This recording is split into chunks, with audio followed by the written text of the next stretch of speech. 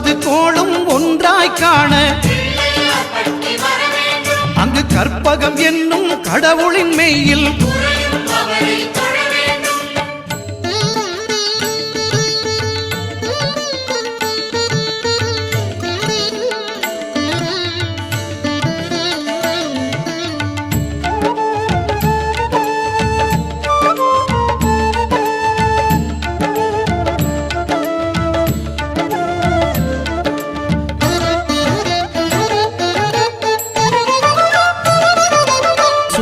பகவான் ஒளிமுகம் காண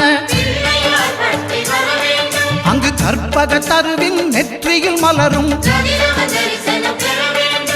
சூரிய பகவான் ஒளிமுகம் காண